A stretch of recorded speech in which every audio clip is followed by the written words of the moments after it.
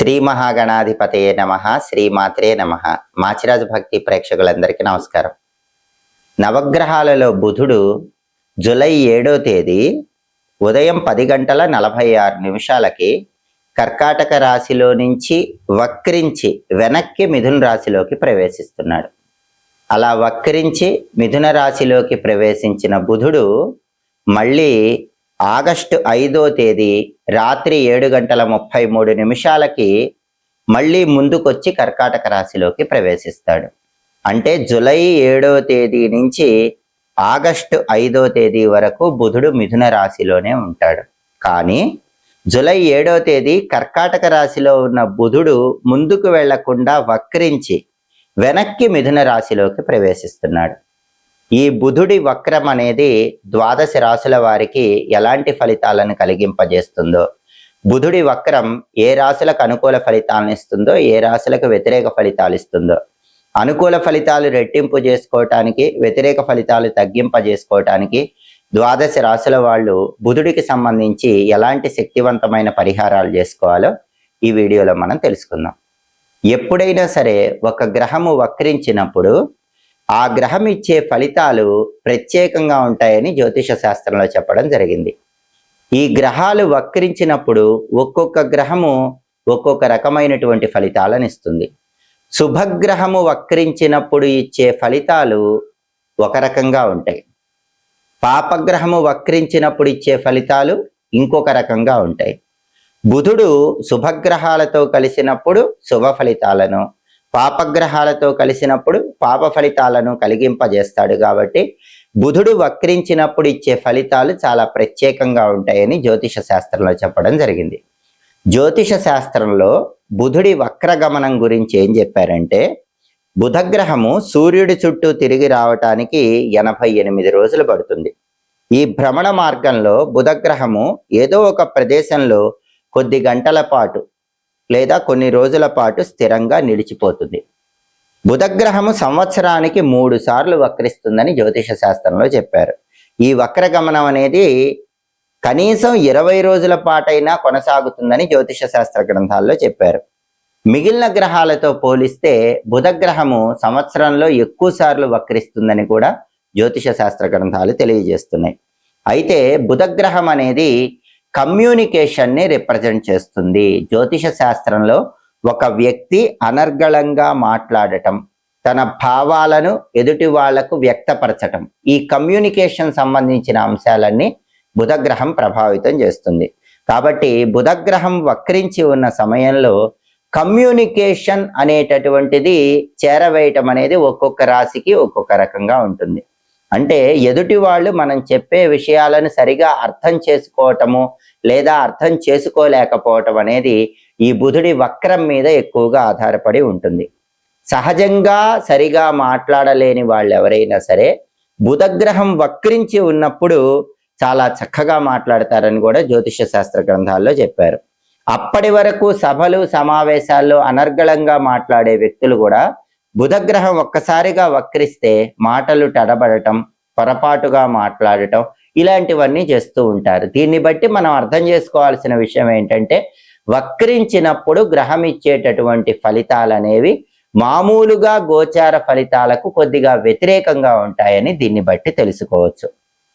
ఎవరికైనా సరే బుధుడు వక్రించినట్లయితే మాటలు అనేవి చాలా జాగ్రత్తగా మాట్లాడాలి, లేకపోతే కొన్ని రకాలైన వ్యతిరేక ఫలితాలు ఎదుర్కోవటానికి ఆస్కారం ఉంటుంది.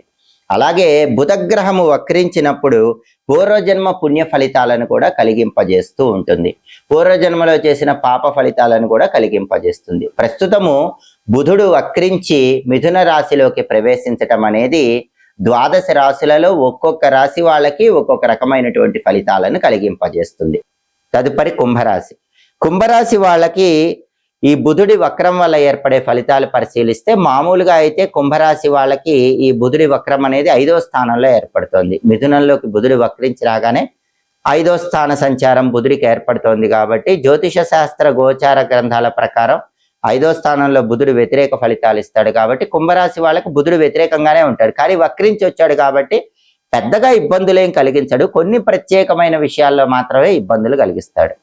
కుంభరాశి వాళ్ళకు బుధుడు ఎలాంటి ఇబ్బందులు ఇస్తాడంటే, ఆరోగ్యపరమైనటువంటి ఇబ్బందులు కొద్దిగా కలిగింపజేస్తాడు. కాబట్టి ఆరోగ్యం పట్ల కుంభరాశి వాళ్ళు శ్రద్ధ వహించాలి.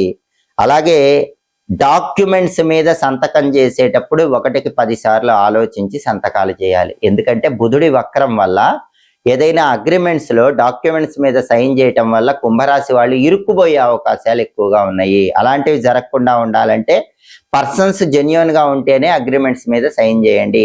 డాక్యుమెంట్స్ అనేది పర్ఫెక్ట్ గా ఉంటేనే మ్యాటర్ సైన్ చేయండి. లేకపోతే మీరు సైన్ చేస్తే మాత్రం కొన్ని చిక్కులకు లోనయ్యే అవకాశాలు ఉంటాయి. అలాగే ఆరోగ్యం పట్ల శ్రద్ధ వహించడం చాలా అవసరం. వేళకు ఆహారం తీసుకోవటం, సరైన సమయానికి నిద్రించడం, క్రమశిక్షణతో కూడిన ఆహారపు అలవాట్లు పాటించడం చేయాలి. అప్పుడు ఈ బుధుడి వక్రం కుంభరాశి వాళ్ళని పెద్దగా ఇబ్బంది పెట్టదు. సాధారణ ఫలితాలే ఉన్నాయి, వ్యతిరేక ఫలితాలు అయితే ఏం లేవు. మామూలుగా అయితే గనక 5వ స్థానంలో బుధుడు వ్యతిరేకిస్తాడు, కానీ ఇప్పుడు వక్రించినప్పుడు ఏం జరుగుతుందంటే సాధారణ ఫలితాలే ఉంటాయి. హెల్త్ ఆస్పెక్ట్ లో, అగ్రిమెంట్స్ ఆస్పెక్ట్ లో కుంభరాశి వాళ్ళు జాగ్రత్తగా ఉంటే మాత్రం ఈ బుధుడి వక్రం అనేది పెద్దగా మిమ్మల్ని ఇబ్బంది పెట్టదు. ఈ చిన్న చిన్న ఇబ్బందులు కూడా అధిగమించాలంటే బుధుడికి సంబంధించిన శక్తివంతమైన పరిహారాలు చేసుకోవాలి. జూలై 7వ తేదీ ఉదయం 10:46 కర్కాటక రాశిలో ఉన్న బుధుడు వక్రించి మిథున రాశిలోకి ప్రవేశిస్తున్నాడు. బుధుడి వక్ర సంచారం ఏర్పడుతుంది. అలా వక్రించి మిథున రాశిలోకి వచ్చిన బుధుడు మళ్ళీ ఆగస్టు 5వ తేదీ రాత్రి 7:33 కర్కాటక రాశిలోకి ప్రవేశిస్తాడు. అంటే జూలై 7వ తేదీ నుంచి ఆగస్టు 5వ తేదీ వరకు బుధుడు వక్రించి మిథున రాశిలో ఉంటాడు. అలా వక్రించి మిథున రాశిలో ఉన్నటువంటి బుధుడు ద్వాదశ రాశుల వారికి ప్రత్యేకమైన ఫలితాలను కలిగింపజేస్తాడు. కొన్ని విషయాలలో కొన్ని రాశుల వారికి అనుకూల ఫలితాలు ఇస్తాడు, కొన్ని విషయాలలో కొన్ని రాశుల వారికి వ్యతిరేక ఫలితాలు ఇస్తాడు.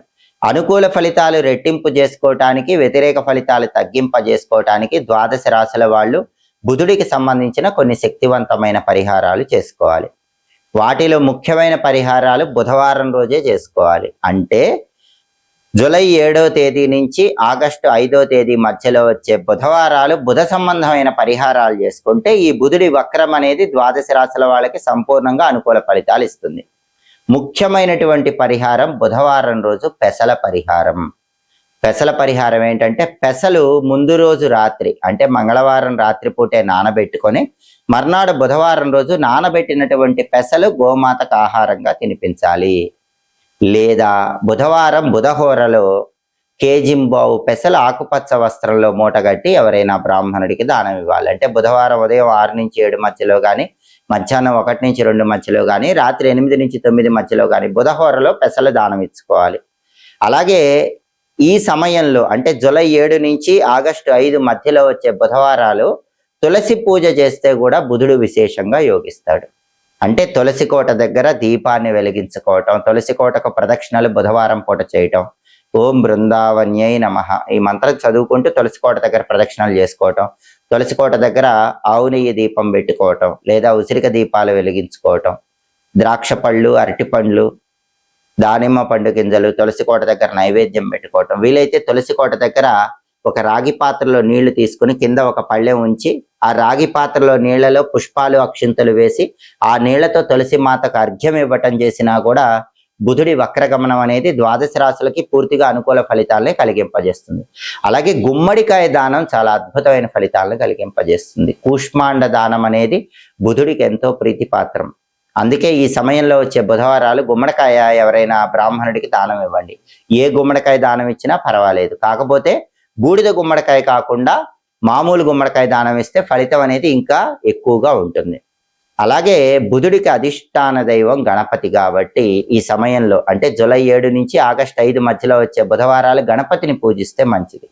గణపతిని కూడా పూజించేటప్పుడు ఆకుపచ్చ రంగుతో ఉన్నటువంటి వాటితో పూజిస్తే ఇంకా మంచిది కాబట్టి గరిక పోచలతో పూజించండి.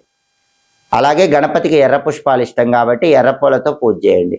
బుధవారాలు గణపతిని పూజించేటప్పుడు గం క్షిప్రప్రసాదనాయ నమః అనే మంత్రం చదువుకుంటూ పూజించండి. బుధుడు తొందరగా అనుగ్రహాన్ని ఇస్తాడు. బుధుడి వక్రం ఎలాంటి వ్యతిరేక ఫలితాలను ఇవ్వదు. అలాగే బుధుడికి విష్ణుమూర్తి కూడా అధిష్టాన దైవం. అందుకే బుధవారాలు ఈ సమయంలో ఓం వషట్కారాయ నమః అనే విష్ణు మంత్రాన్ని చదువుకుంటే కూడా కెరీర్ పరంగా బాగుంటుంది, కమ్యూనికేషన్ స్కిల్స్ పెరుగుతాయి, ద్వాదశ రాశులకు అనుకూల ఫలితాలు వస్తాయి. అలాగే బుధవారం పూట ఉపవాసం ఉండి రాత్రికి పెసరపప్పుతో చేసినటువంటి పొంగలి ఆహారంగా స్వీకరిస్తే మంచిది. ఇది బుధుడికి ఇష్టమైనటువంటి ఉపవాసం అవుతుంది. ఇది చేసినా కూడా అనుకూల ఫలితాలు వస్తాయి.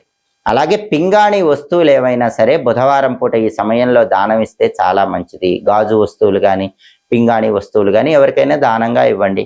జూలై 7 నుంచి ఆగస్టు 5 మధ్యలో వచ్చే బుధవారాలు గణపతి ఆలయ దర్శనం చేసినా, విష్ణు ఆలయ దర్శనం చేసినా కూడా ద్వాదశ రాశుల వారికి వక్రించి మిథునంలోకి వచ్చినటువంటి బుధుడు పూర్తిగా అనుకూల ఫలితాలే కలిగింపజేస్తాడు, వ్యతిరేక ఫలితాలన్నీ తొలగింపజేస్తాడు.